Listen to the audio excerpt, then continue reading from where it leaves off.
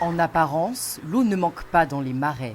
Pourtant, en France, ces zones humides sont menacées. En cause, l'activité humaine, telle que la chasse, qui participe à l'assèchement des sols. Chaque été, les chasseurs vident les mares pour les entretenir. C'est le cas dans les marais de la Dives en Normandie, où certaines zones, les gabions, sont réservées à la chasse. Mais alors comment concilier activité humaine et protection de ces zones humides?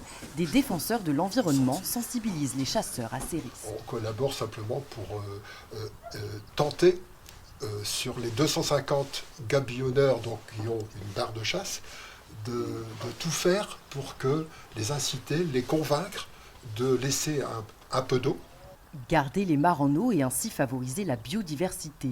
Ce chasseur en a conscience, il possède un gabion dans les marais de la Dive. Là on arrive à la hutte. Hein.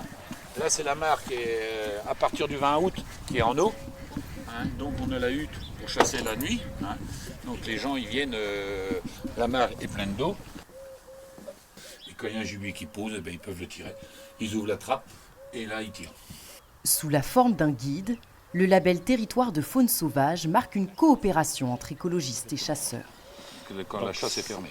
Donc on l'a conçu avec l'avis de différents agriculteurs. Thierry Pitret, défenseur de l'environnement, est convaincu que la préservation du marais doit se réaliser avec ceux qui l'exploitent. L'avantage c'est qu'il y a un dialogue, et ça c'est important, qu'il y ait un dialogue, qu'il y ait un échange, même si on n'est pas d'accord sur tout, au moins on peut trouver des consensus sur des actions qui peuvent fonctionner, sur des actions qui vont rendre service, à tout le monde.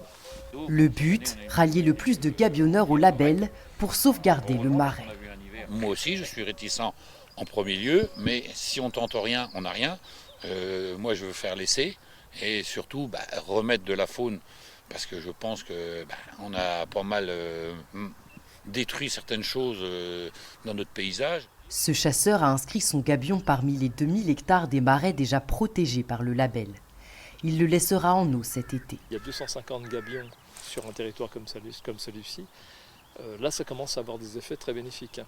Ah oui. Je pense que ça devrait devenir une règle, c'est-à-dire dire on n'est pas là uniquement pour prendre sur le milieu, parce que l'eau, on la prend dans le milieu naturel, mais on contribue à la régulation hydrique dans l'atmosphère, on contribue à garder l'humidité dans le marais, parce que dès que le marais est sec, tout meurt. Un marais sans eau, c'est un marais qui meurt.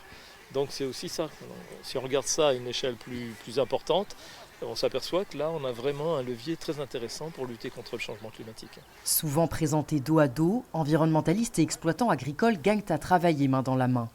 Les marais de la Dive, comme d'autres zones humides en France, dépendent de ce travail d'équipe. Et avec eux, la survie de nombreuses espèces menacées.